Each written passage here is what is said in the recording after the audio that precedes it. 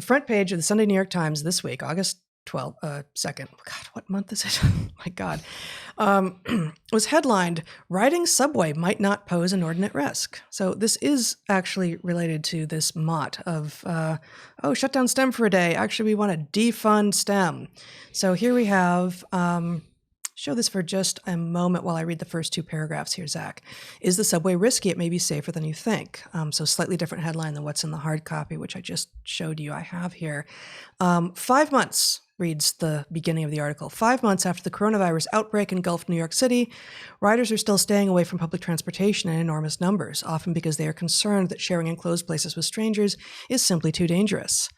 But the picture emerging in major cities across the world suggests that public transportation may not be as risky as nervous New Yorkers believe. Nervous New York. Nervous New Yorkers, scared little New Yorkers. Okay, I'll give you my screen back. Thank you, love. Nervous New Yorkers, simply too dangerous. The author uses the word scared later on. You will find in this article buried far deeper. They've buried the lead, of course. But not only did they bury the lead, I don't think the author, and certainly not the headline writer, knows what the lead is. Here's another quote from the article, which actually is accurate. "Once too many people pack onto a train, the ability to provide proper ventilation diminishes significantly.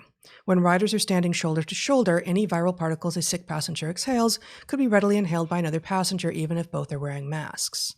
So I'm going to put that into, I'm going to put that into math speak, biology speak. This is going to be a strategy. Do you decide to go on the subway or not? That is density dependent. It is density dependent. What you find in this really long article that again was the front page of the Sunday New York Times this week is all sorts of, we looked at places worldwide and no one has been able to track outbreaks to subways since the pandemic has broken. And they do mention that MIT article that found specific transmission risks on the New York subway. And the one little nod to that is that many people questioned its methodology. And there's no link. I can't see who questioned its methodology. I'm sure people did. But we talked about that article in some depth back, I don't even know what, episode 13, yep. I'll make it up, something like that. And it looked good to us. It was compelling. But what was the big difference between the New York subway in March versus now? There were many, many, many more people riding on it. And nowhere in the world does mass transit have the ridership that it did pre-pandemic. So, it is difficult to do track and trace with subway ridership because most people aren't tracing their own movements that way, and it's just not being done at that level. But even if the track and trace data were fully reliable with regard to subway ridership, it's not the same.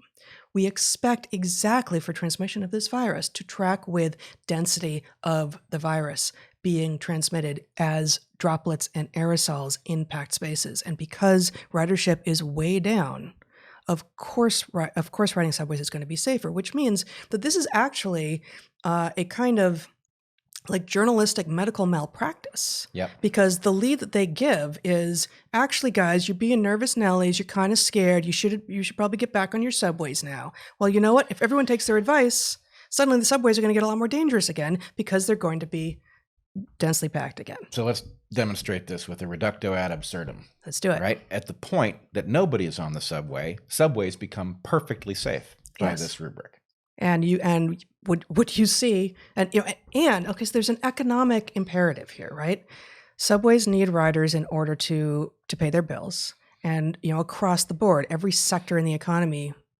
There's probably a few that are growing right now, but almost every sector in the economy is failing as a result of this pandemic and the responses to it, and so presumably New York subway needs more riders in order to make revenue, but once they get more riders, it's going to be a more dangerous place for those riders. And both of those things need to be in riders' heads when they are receiving information, especially from so patently innumerate journalists as this person is. Well, an innumerate journalist, but it's serving a larger function here. Yes. And I bet you that this is an analog for what we went through with masks, where the idea is that's where I'm going. Something has decided that you need to believe that subways are safe in order for New York to go back to functioning, because nobody's got a plan B for what you do if people stop riding the subways because they know they're not safe. Right. So this is gated institutional narrative, Yep. which is now feeding you the following pieces of information with which you can use your verificationist model to get back to riding the subway.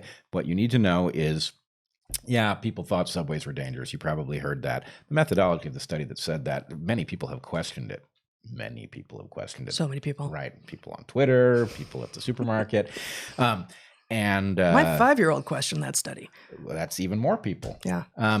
So anyway, you've got that study was questionable. Newer, better information, take the software update. Actually, the subway is much safer than you think. People who say otherwise are cowards. And lo and behold, you're riding the subway again. When, in fact, you don't need that study to tell you that the subway is dangerous, right? Because what we know is that the reason that the subway is dangerous matches everything else we know, right? Yes. It's almost zero UV light environment. It's enclosed. It has a circulation system that is based on keeping people alive with oxygen rather than keeping the air purified. This article does claim that the air circulation system on the New York subway is equipped to deal with viral particles. I don't know if that's true, but it does make that claim. Right, but it's a simple question of rate, which goes back to your position exactly. about density dependence. Exactly, and that's why we tie it in here, right? Like, we got people right now who are making headway with not just shut down STEM for the day, but defund math. Take math out of the schools. Take people who use math out of the salaried faculty pool, and take it out of your everyday assumption that it actually might be a way of describing the universe that is better than other ways of describing the universe. We've got people like that making those claims at the same moment that we've got the New York Times publishing yet another piece that doesn't get it's not the simplest mathematical concept, density dependence, but it's not that hard, and yet most people have probably never heard it in those terms. I mean, everyone has actually, I think, an intuitive understanding of what it means. Like, everyone knows that if they're trying to do their grocery shopping quickly, they should go when there are likely to be fewer people in the store rather than more, right? That's a kind of density dependence. So everyone knows that. And probably everyone who remembers any of their high school biology will remember Batesian mimicry, right? In which you've got a toxic model organism. That's just the language of biology. A toxic model, which is out there paying the price of having both the coloration to warn predators and also the toxicity that will be the punishment for predators should they tangle with the model.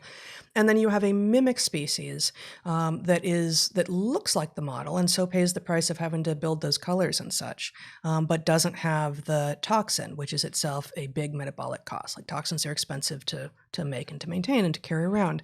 And so the mimic, it can be really successful. We have king snakes mimicking coral snakes, for instance, and there are many examples of this, and we could spend hours talking about this as we have in the past. But for now, let's just say that probably when you learned this in high school biology or even college biology, you weren't taught that strategy isn't simply good. That strategy depends on the mimic being rare relative to the model. Because if predators are out there looking for food and they take a little taste before they're old enough to know, or because they're in a species where they aren't taught by their moms what to eat, they take a little taste first of the brightly colored species that happens to be the non-toxic one, then they're going to extrapolate that they're all non-toxic. And so the non-toxic mimics need to be rare relative to the toxic models in order for this to work. That is density dependence. And guess what? Being safe on the subway with a virus that transmits through airborne particles is density dependent. Masks don't inherently make you safe whenever you wear them, right? We wouldn't be safer right now wearing masks because we live together and have been in isolation with each other and our 2 kids since March. Being outdoors, not around other people, at this point in the current evolution of this virus, it wouldn't make you safer to be wearing a mask. When you're indoors with strangers, yes, you should be wearing a mask. It will make you safer because the density of viral particles that you are likely to run into is higher. So Looting also fits a density-dependent model. Yes. Try, Yes. looting when there's nobody else looting, and you will find yourself under arrest if you do it when everybody else That's is looting. perfect. It's perfect. Yeah. So anyway, there's lots of places where this concept is useful, and Yes. it is totally abused here in order to create a false story. I would point out also, I believe it was an MIT study that did the original Yes. work on the subways. And one of the things that was really good about it wasn't just like, well, the data suggests it was subways. It actually drew a distinction between local trains and express trains that fit the model. And the model was the local trains are actually more dangerous because you spend more time on them, which actually matches what we have learned about the way this virus transmits. I think it was impossible to know why they were more dangerous, and I think there were two hypotheses, both of which seem right? So it's you spend more time on them. If you're going from point A to point D and you don't stop at B and C, you spend less time on an express train. And you encounter more people are going on and off, and therefore there's more opportunity for transmission because there's a greater chance that someone who's infected has gotten on and they're train. not mutually exclusive. So if you get into a box and people are exhaling virus if they have it into the box, and the box retains it even when the person gets off, and more people are getting onto that box, and you're in contact with that air for longer, you're going to get more virus. So the point is, it wasn't even like, we don't know if that methodology was any good. The fact that methodology revealed it's not that subways are dangerous, express trains are better, and local trains are worse. That actually gives you a model for transmission. So this is high quality work, not low quality work. Yes. And for the New York Times to take up arms against it actually matches what Eric delivered in his most recent intro essay to his most recent Portal podcast, in which he builds a model, one of the manifestations of which is the headline is the story, right? This is about optics. And the idea is, what are you supposed to take away from this? Subways are safer than you think. Yeah. What happens Don't if be you scared. take that? You might get COVID. You might give it to somebody who's going to die. You might end up facing much longer term harms than you otherwise would. And so, this is directly putting people in danger. And if you're a devotee of the New York Times, you won't know any better.